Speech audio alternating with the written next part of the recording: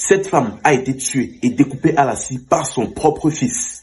Sylvie Sibel, tout a commencé dans sa plus tendre jeunesse lorsqu'elle a fait le choix de devenir journaliste. Et lors de son parcours, elle a rencontré un jeune homme dont elle est tombée amoureuse et a vécu une amourette. Et lors de cette amourette, elle a eu son premier fils, Landry. Mais avec le temps, leurs relations se sont dégradées et elle a dû quitter son amoureux et elle a donc dû élever son fils seule. Mais bien évidemment, elle a persévéré au moins dans ses études et a obtenu son diplôme et est devenue quelque temps plus tard une grande journaliste. Et ainsi, quelques années plus tard, elle a donc rencontré Lucien, un jeune riche dont elle est tombée amoureuse et elle s'est donc mariée et elle a eu quelques enfants. Mais après un certain temps, Lucien, son nouveau mari, a donc constaté que Landry, son beau-fils, montrait des comportements très étranges. En effet, Landry, à peine âgé de 10 ans, montrait déjà des signes d'une grande méchanceté. Il a donc essayé de faire comprendre cela à sa femme. Et il a donc dit, bon, tu sais, ton fils, je pense qu'il serait mieux qu'il aille vivre chez son vrai père. Et là, Sylvie l'a très mal pris et une engueulade a commencé. Elle s'est mise à se plaindre que non, tu n'aimes pas mon fils. Donc parce que ce n'est pas ton enfant biologique, tu veux me séparer de lui et patati et patata. Malgré les explications de Lucien, Sylvie n'a rien voulu comprendre. Alors Lucien a donc dû laisser l'affaire. Il a donc énormément investi dans l'éducation de son beau-fils. Il a forcé dans ses études, malgré que dans ses études, il était vraiment cancre, on va dire.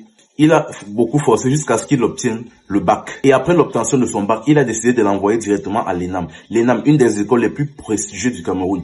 Une école qui forme des magistrats, des administrateurs et autres. Après l'avoir fait entrer à l'ENAM, Lucien a causé donc avec sa femme Sylvie et a dit, bon, là il est déjà assez vieux, je pense qu'il serait mieux de le mettre dans une chambre universitaire.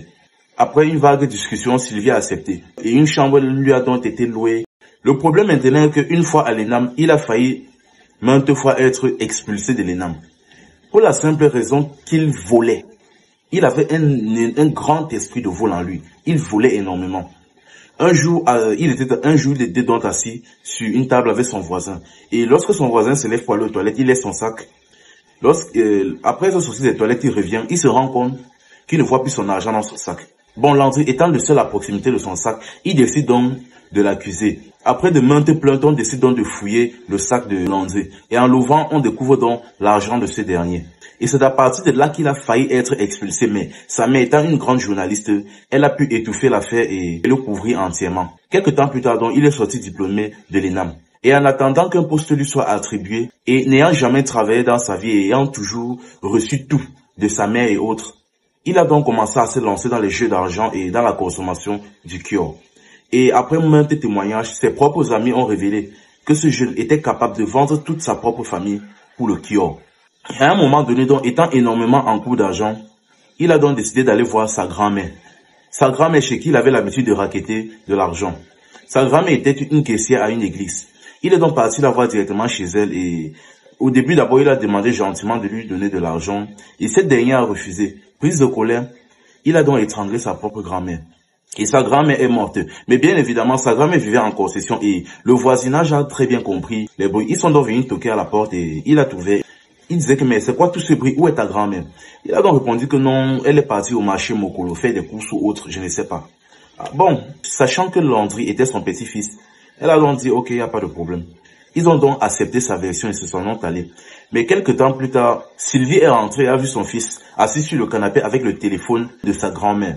Bon, elle n'a pas trop voulu s'hasarder, elle a continué sa route, mais lorsqu'elle est entrée dans la chambre et a vu sa grand-mère morte, elle a vite compris la situation, mais Landry s'était rapidement enfui de la maison.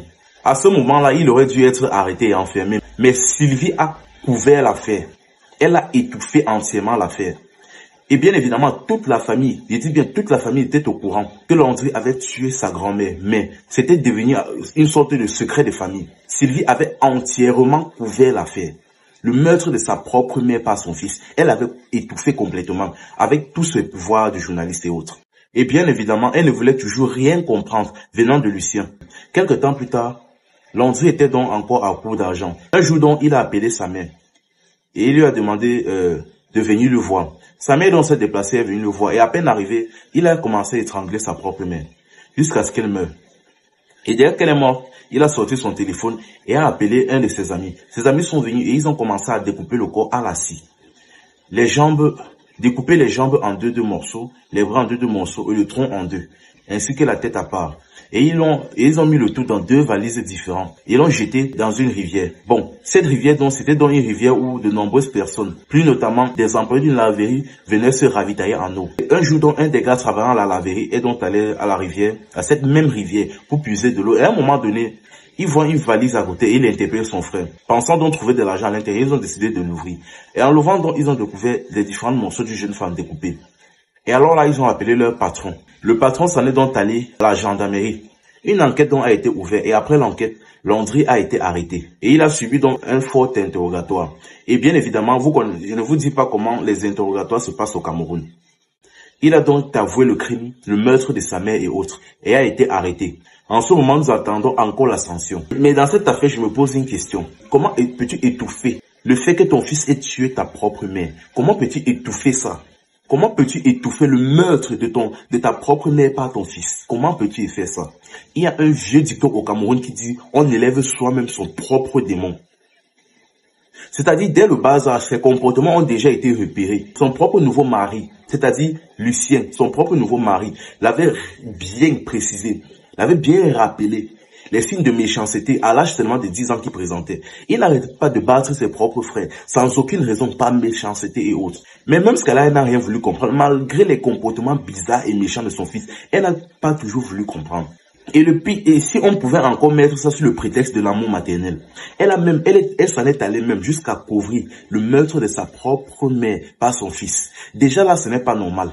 Ça prouve déjà qu'elle-même en soi, elle-même est une méchante femme. Déjà pour Lucien, je peux vraiment dire que c'est par la grâce de Dieu que lui, il est encore en vie. Sachant qu'elle ne voulait rien comprendre, il a forcé sur son éducation et autres. Il a au moins fait obtenir son bac et l'a envoyé même à l'ENAM, une des écoles les plus prestigieuses du pays. Déjà là, je pense qu'il a vraiment eu une grâce. Parce qu'il aurait très bien pu être tué. Parce que son beau-père, c'est quoi devant sa mère? Il aurait très bien pu être tué à la place.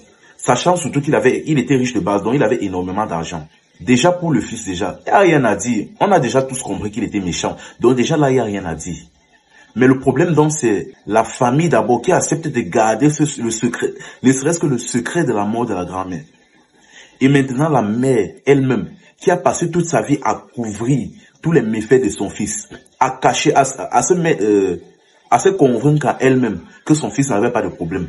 Au point même de couvrir même la mort de sa propre grand-mère, avec tous les pouvoirs qui étaient à sa disposition. Donc, juste pour dire que cette mort, bien que cruelle, d'une certaine manière, c'était la conséquence de sa mauvaise éducation. Un autre vieux dicton au Cameroun dit « You cherche, you trouve ». Qui cherche, trouve. Elle a cherché, elle a trouvé. Bref, c'était info et amusement. Ici, on s'informe et on s'amuse. Et pour tous ceux qui ont une histoire à raconter, écrivez-moi en IB et j'en ferai une vidéo.